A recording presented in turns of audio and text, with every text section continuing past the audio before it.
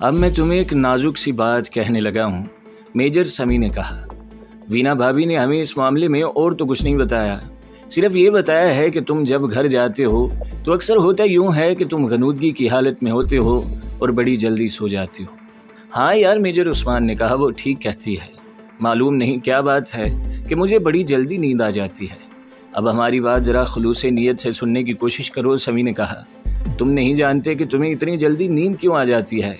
ये बताओ, तुम्हारी ये हालत अमीर खान की कोठी में जाने से पहले भी हुआ करती थी? मेरा ख्याल है इससे पहले ऐसा नहीं होता था। लगता कुछ ऐसा ही है, उस्मान ने दबी दबी सी आवाज़ से कहा। इसका अंदाज़ ऐसा था जैसे वो फैसला न कर सका हो कि ये एतराफ़ करे या ना करे। देख उस्मान भाई, समी ने कहा, तुम मानो या न मानो, खुद गौर करो कि जिस रात तुम अमीर खान के यहाँ जाते हो और इस लड़की के हाथ से कुछ खाते पीते हो तो उस रात तुम्हें घर आते ही नींद आ जाती है और तुम अजीब सा सुरूर महसूस करते हो। ना यार, उस्मान ने कहा और चुप हो गया। फिर कुछ सोचने लगा और बोला, कभी तो नहीं ऐसा तो नहीं होता। इसके बोलने का अंदाज साफ मशकूक लग रहा था। अचानक बेदार हो गया। बात साफ करो यार, तुम कहना क्या चाहते हो? हम बड़ी ख़तरनाक शक के पेश नज़र बात कर रहे हैं, समी ने कहा। तुम जिनके यहाँ जाते हो वो मशकूक लोग हैं। मैं तुम्हें साफ अल्फाज में बताता हूँ कि जिस लड़की के जाल में तुम आए हुए हो, इसे तुम्हारे साथ कोई जज्बाती लगाव नहीं। इसे इस अयाशी से दिलचस्पी है जो तुम इसे कराते हो, या इसका मकसद कुछ और है और तुम इसे इश्क व मोहब्बत समझ रहे हो। तुम ब्रिगेड मेजर हो, तुम में कोई काबिलियत देकर ही ब्रिगेड मेजर बनाया गया है। क्या तुम नहीं जानते कि इंटेलिजेंस वाले मुल्ज़िमों से इकबाल जुर्म कराने और इनके साथियों की निशानदेही कराने के लिए इन्हें टॉर्चर नहीं करते, बल्कि इनके खाने में ट्रिंकोलाइज़र मिला देते हैं। ये तरीका अमेरिका की CIA ने दरियाफ्त किया है, जो हमारे मुल्क तक भी पहुंच गया है। आई नो इट, बस उस्मान ने कहा, मुझे मालूम है। सबसे ज़्यादा ख़तरनाक चीज़ जो इंटेलिजेंस वाले तफ्तीश में इस्तेमाल करते हैं वो LSD है, मेजर समी ने कहा। ये जिसके अंदर चली जाती है वो बड़ा प्यारा सुरूर महसूस करने लगता है। ज़हनी तौर पर वो सो जाता है और समझता है कि वो बेदार है। इस कैफियत में इसके सामने जो भी बात करो वो इसे कबूल करता चला जाता है। ये ब्रेन वॉशिंग का बेहतरीन तरीका है जिसे अमेरिका की CIA ने बड़ी कामयाबी से आजमाया है। क्या तुम ये कहना चाहते हो कि इस कोठी में मेरी इस तरीके से ब्रेन वॉशिंग हो रही है? मेजर उस्मान ने पूछा। हाँ, समी ने कहा, हम यही कहना चाहते हैं और यही हमारा शक है। ओ स्टूपिड, उस्मान ने बेरुखी से कहा, दिस इज़ ऑल नॉनसेंस। लेकिन हम तुम्हें ख़बरदार करते हैं कि ट्रिंकोलाइज़र के ज़रिए जो ब्रेन वॉशिंग की जाती है, इसका एक असर ये भी होता है कि वो इस आदमी या औरत को अपना मुखलिस दोस्त और गमखार समझने लगता है जो इसे ये नशा देता है। हालांकि इसे मालूम नहीं होता कि इसे नशा पिलाया जा रहा है। सोच उस्मान, मेजर समी ने कहा, बी सीरियस, ये कोई मामूली बात नहीं। इस उम्र में शादीशुदा होते हुए भी किसी लड़की के साथ नाजायज़ ताल्लुकात पैदा कर लेना कोई ऐसी बात नहीं, लेकिन अपना दिमाग, अपनी हिस्सें और अपनी अज़दवाजी ज़िंदगी की मुसर्रतें इस लड़की के हवाले कर देना बड़ा ही ख़तरनाक फ़ेल है, जिसकी सज़ा बीवी की निस्बत बच्चों को ज़्यादा मिलती है। उस्मान ऐसे मुकाम पर पहुँच चुका था जहाँ मुखलिसाना बातें बहुत बुरी लगा करती हैं और हर वो इंसान बुरा लगता है जो इस ख़तरे से निकालने की कोशिश करता है। अपने दोस्तों की इतनी ज़्यादा बातें सुनकर भी उस्मान पर कुछ असर न हुआ, बल्कि इसका अंदाज़ कुछ तंजिया सा हो गया, जैसे इन दोस्तों को पसमानदा समझ रहा हो। ये दोस्त किसी नतीजे पर पहुँचे बगैर जब वहाँ से उठे तो रात के 12 बज रहे थे। मेजर उस्मान जब घर पहुँचा तो वीना की आँख खुल गई। इसने उस्मान से रस्मी तौर पर भी न पूछा कि वो इतनी देर कहाँ रहा है और क्या वो ठीक तो है। वो जानती थी कि उस्मान ने अपना दिल घर से हटा कर कहीं और लगा लिया है। तुमने मुझे दोस्तों में जलील करना शुरू कर दिया है, उस्मान ने वीना से कहा। मैं ये जिल्लत बर्दाश्त नहीं करूँगा। कौन से दोस्तों की बात कर रहे हैं आप? मैं ज़्यादा बकवास नहीं सुनूंगा, उस्मान ने गुस्सीले लहजे में कहा। और ज़्यादा बकवास सुनने की आदत मुझ में भी नहीं है उस्मान साहब, वीना ने दो टोक लहजे में कहा। आपने लड़ाई झगड़े को रोज़मर्रा की रूटीन बना लिया है, लेकिन मैं इस रूटीन को किसी फैसले पर पहुंचा दूंगी। वीना का लहजा अंदाज कुछ ऐसा दो टोक था कि उस्मान पहली बार दुबक सा गया, शायद इसलिए कि इसके ज़मीर पर जुर्म का बोझ था। मेरी ये बात गौर से सुन लें, वीना ने कहा। मैं इतनी घटिया और ओछी नहीं कि आपके दोस्तों के सामने अपने घर की इज्जत और वकार से पर्दे उठाती फिरूं। उस्मान ने रस्मी तौर पर लड़ाई झगड़ा किया, लेकिन उस रात उसकी बातों में वो जान नहीं थी जो हुआ करती थी। वीना परेशान तो थी, लेकिन इसने उस्मान की इस बक झक को अहमियत देना और इसका असर कबूल करना छोड़ दिया था। मेरी एक बात मान लो वीना, उस्मान ने नरम से लहजे में कहा। बात कुछ भी नहीं, तुम एक वहम में मुब्तला हो। ये वहम सिर्फ इस सूरत में ख़त्म हो सकता है कि तुम भी मेरे साथ चला करो, फिर तुम्हें पता चलेगा कि मैं तुम्हारे साथ बेवफाई कर रहा हूँ या नहीं। मेरे साथ सोसाइटी में घूमो फिरो, उठो बैठो। घर में बंद रह रह कर तुमने अपनी जहन की वुसअत को महदूद कर लिया है। तुम्हारी सोसाइटी में? वीना ने तंजिया से लहजे में पूछा। इस सोसाइटी में जिसमें तुम मुझे शादी के फ़ौरन बाद ले गए थे। नहीं, उस्मान ने मुफाहमत के लहजे में कहा, वो सोसाइटी तो मैं कब की छोड़ चुका हूँ। खुदा की कसम मैं तुम्हें बड़े अच्छे घरानों में ले जाऊँगा, अपर क्लास के लोग हैं। मैं हर हाल में हर रंग में आपका साथ दूंगी। वीना ने कहा, अल्लाह न करे कभी मुझे आपके साथ फाका कशी करनी पड़ी तो बखुदा बखुशी कबूल करूँगी, लेकिन इस सोसाइटी में नहीं जाऊँगी जहाँ जाकर इंसान गुम हो जाते हैं। मैं गुम हो जाऊँगी उस्मान साहब। वो कैसे? जैसे आप हो गए हैं। वीना ने कहा, मेरे लिए और बच्चों के लिए आप लापता हो गए हैं। मैंने जो कहा है इस पर गौर करो। उसने कहा, सोचूंगी। वीना ने कहा। मेजर उस्मान के दोस्तों को तवक्का थी कि वो उस्मान को इस रास्ते से हटा लेंगे। कुछ ऐसी ही तवक्का वीना को थी। इसे ख्याल था कि वो उस्मान से बेरुखी से पेश आएगी तो उस्मान इसके आगे हथियार डाल देगा, लेकिन ये सब लोग खुशफहमियों में मुब्तला थे। उस्मान इस मुकाम तक पहुँच गया था, बल्कि पहुँचा दिया गया था, जहाँ वो अपने और पराये दोस्त और दुश्मन के फ़र्क को भूल गया था। दोस्तों ने इसे नादम करने की कोशिश की थी, लेकिन वो नादम होने के बजाय फ़ख्र महसूस कर रहा था कि इसके दोस्त इससे हसद करते हैं कि ये शख्स इनकी सोसाइटी में इतना मकबूल हो गया है और इतनी खूबसूरत लड़की इस पर फ़िदा है। वीना ने कोशिश तो की थी कि अपने वालिदैन और भाइयों को न बताए कि उस्मान ने क्या रंग और क्या रवैया इख्तियार कर लिया है, लेकिन वो जिस परेशानी और जज्बाती खलफशार में मुब्तला रहती थी वो इसके चेहरे पर साफ नज़र आती थी। माँ ने इसे पूछा तो इसने मसनूई सी मुस्कुराहट से टाल दिया था, लेकिन वो ज़्यादा अरसा अपनी परेशानी को छुपा न सकी। इसने माँ को असल अहवाल सुनाया और सुनाते सुनाते इसके आंसू निकल आए। माँ ने इसके बाप को बताया, फिर वीना के दोनों भाइयों को पता चला। इसके भाई एक तो अच्छे ओहदों पर लगे हुए थे, दूसरे वो खुददार और लठबाज किस्म के आदमी भी थे। उन्होंने कहा कि वो उस्मान के साथ बराह रास्त बात करेंगे, वो बाज ना आया तो और कोई कार्रवाई करेंगे, लेकिन वीना ने इन्हें रोक दिया। आप भी खामोश रहें। वीना ने भाइयों से कहा, वो खुद सर और फजूल किस्म का दलेर आदमी है, बात बनेगी नहीं बिगड़ जाएगी। ये सोच लो। बड़े भाई ने वीना से कहा, हम ज़्यादा देर ये सिलसिला बर्दाश्त नहीं कर सकेंगे। ये चंद महीने पहले बहन के अपने भाइयों, बाप और माँ से बातें हुई थी। इसके बाद भाई इसके घर आकर इससे पूछते रहे कि उस्मान का रवैया कैसा है।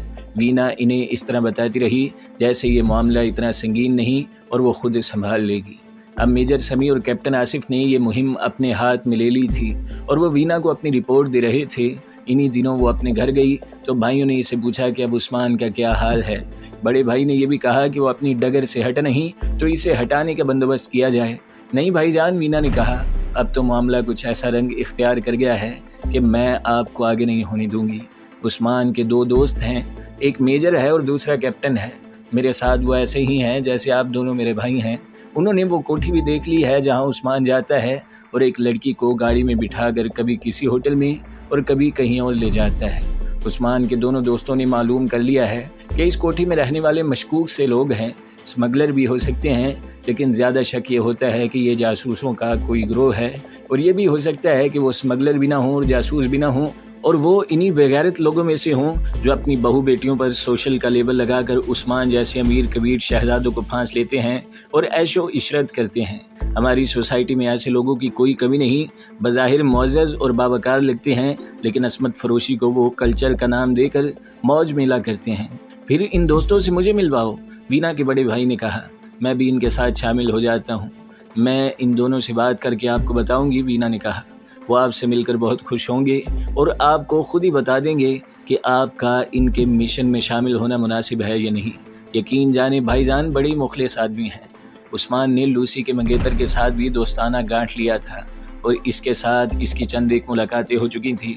उस्मान हैरान होता था कि लूसी का ये मंगेतर पुरकशिश आदमी है और इसकी ज़ुबान में ऐसी मिठास है जो दुखी दिलों को भी सहला लेती है और इसकी तबीयत इतनी खुशगवार है कि कोई इसके पास रोता हुआ आए तो हंसता हुआ जाए। उस्मान सोचता था कि लूसी इसे क्यों पसंद नहीं करती।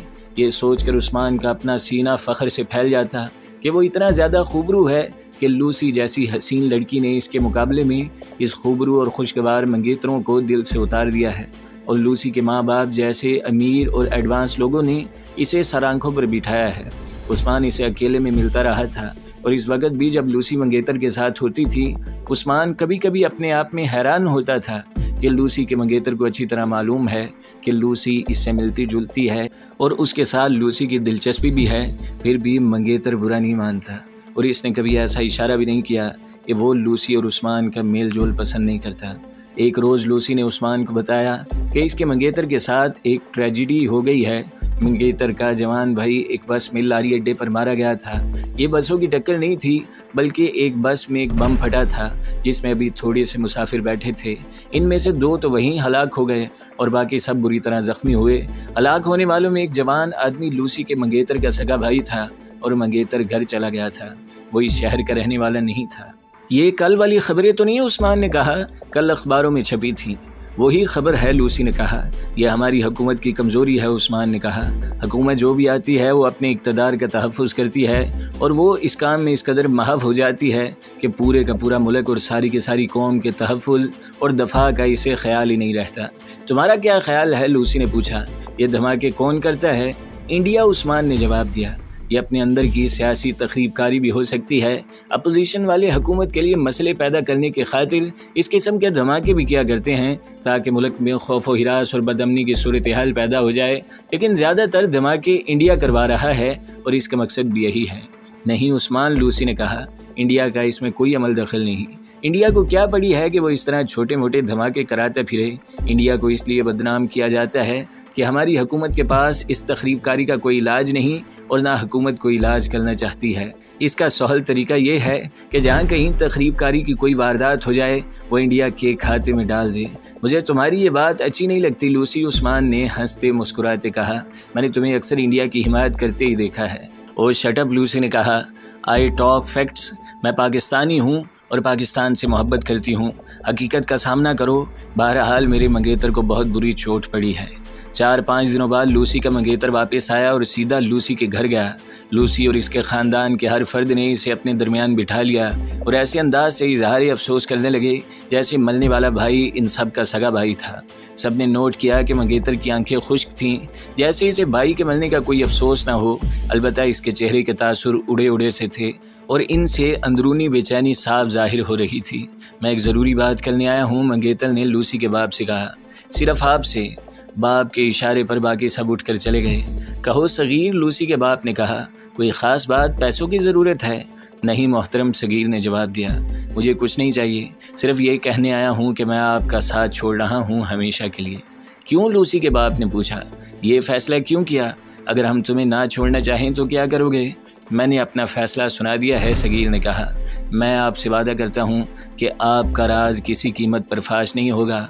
आपके साथ जो वक्त गुजरा है बहुत अच्छा गुजरा है और आपने मेरे साथ जो मेहरबानियाँ की हैं वो मैं सारी उम्र नहीं भूल सकूँगा। मुझे सिर्फ़ एक अफसोस है कि मैं आपका एक काम पूरा नहीं कर सका, लेकिन यह काम लूसी करेगी।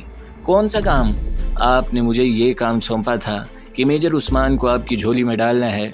मैं ये काम कर रहा था, लेकिन यह हादसा हो गया और मेरा दिल इस काम से उखड़ गया। लेकिन मुझे पूरी उम्मीद है कि लूसी ये काम आसानी से कर लेगी। वो बिल्कुल ठीक चल रही है। उस्मान खासा कमज़ोर आदमी है, हमारे रास्ते पर आ जाएगा।